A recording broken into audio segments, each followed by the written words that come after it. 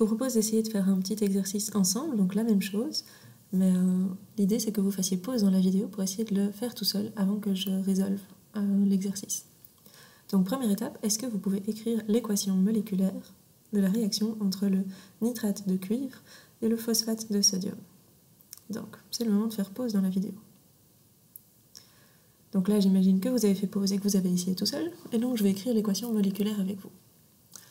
Donc première chose à faire, après avoir bien vérifié que les deux composés sont bien solubles grâce au tableau de solubilité, c'est croiser les ions. Et donc je vais regarder ici le cation avec l'anion du deuxième composé. Donc le cation du cuivre c'est du Cu2+, et l'anion phosphate c'est PO4, 3-. Et donc quelle est la molécule que je peux faire avec du Cu2+, et du PO4, 3-? C'est du Cu, et puis je vais écrire le PO4. Et donc comment je sais combien j'ai besoin de cuivre pour combien de PO4? J'écris les valences en dessous. La valence du cuivre c'est 2, la valence du PO4 c'est 3. Et je vais croiser mes valences.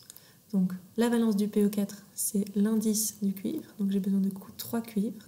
Et la valence du cuivre ça va devenir l'indice du PO4. Donc je mets PO4 entre parenthèses, et l'indice de PO4 c'est 2. Donc je vais former du Cu3PO4,2, du phosphate de cuivre 2. Et donc je dois savoir si cette molécule elle est soluble ou elle est insoluble. Et donc je vais voir dans mon tableau de solubilité, et si je regarde, je constate normalement que c'est une molécule insoluble. Donc elle est sous forme solide. Je vais continuer ensuite avec la deuxième paire d'ions, c'est-à-dire le Na+, et le NO3-. Celui-là, on commence à avoir l'habitude.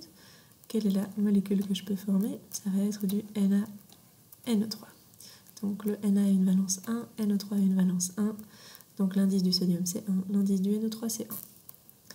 De nouveau, je regarde dans le tableau et je constate que NaNO3 est soluble. Donc il va être sous forme aqueuse. Il me reste ensuite à équilibrer cette équation. Donc comment j'équilibre? Par exemple ici je vois que j'ai 3 cuivres. Donc je dois avoir 3 cuivres de ce côté-ci, je mets un 3 ici devant. Je constate qu'ici j'ai 2 phosphates, donc j'ai besoin de 2 phosphates ici, je vais mettre un 2 ici devant. Et en faisant ça, j'ai 2 fois 3 sodium, donc j'ai besoin de 6 sodium ici, ce qui me fait 6 nitrates. Et j'ai bien ici 3 fois 2, donc 6 nitrates. Donc voilà, ma réaction est équilibrée. Alors ça c'est l'équation moléculaire. Maintenant je vais vous redemander de faire pause sur la vidéo pour arriver à écrire l'équation ionique complète tout seul. Donc là j'imagine que vous avez essayé tout seul et je vais écrire l'équation ionique complète avec vous. Donc je recopie tous les ions. Donc j'ai ici du cuivre de plus, Cu2+. Combien j'en ai? J'en ai 3. Donc j'oublie pas de mettre le 3 ici. Et le cuivre est aqueux. Plus du NO3- aqueux. Combien? J'en ai 2 fois 3, donc 6. Je continue avec le Na+, aqueux. Combien j'ai de Na+? 3 fois 2, donc 6. Et ensuite mon phosphate, je n'ai qu'un... j'ai 2 phosphates, pardon, j'ai 2 PO4. Donc 2 PO4, 3- aqueux. Alors qu'est-ce que j'ai du côté de mes produits? Donc j'ai un solide. Le solide, je le laisse sous forme moléculaire. Lui, je ne peux pas le dissocier en ces ions. Donc j'ai du Cu3 PO4, 2 solide. Et le NaNO3, je le dissocie en ions. J'ai 6 ions Na+, aqueux, plus 6 ions NO3- aqueux. Donc voilà mon équation ionique complète. Donc dernière étape, de nouveau je vous laisse faire pause sur la vidéo pour essayer vous-même d'écrire l'équation ionique simplifiée. Donc j'imagine que ceux qui veulent ont fait pause et ont essayé tout seul, et donc je vais corriger avec vous.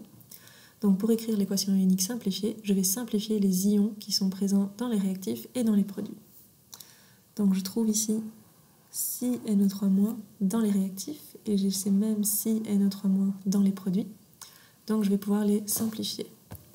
Deuxième ion qui est présent des deux côtés, 6 Na+ dans les produits et 6 Na+ dans les réactifs. Donc je peux les simplifier également. Et je peux donc écrire mon équation ionique simplifiée en recopiant tout ce qui reste. Donc les 3 Cu2 plus aqueux, les 2 phosphates, donc PO4 3- aqueux, et le précipité, le Cu3 PO4 2 solide. Et j'ai donc ici uniquement les 2 ions acteurs,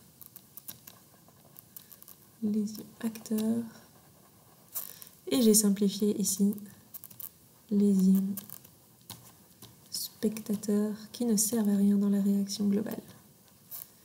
Na+ et Ne3- sont des ions spectateurs. Et donc cette écriture simplifiée des équations de précipitation, l'équation ionique simplifiée, qui ne tient donc pas compte des ions spectateurs mais uniquement des ions acteurs, est beaucoup plus significative car elle indique uniquement la réaction qui a lieu. Et elle est aussi beaucoup plus générale car elle n'indique pas forcément l'origine des ions acteurs.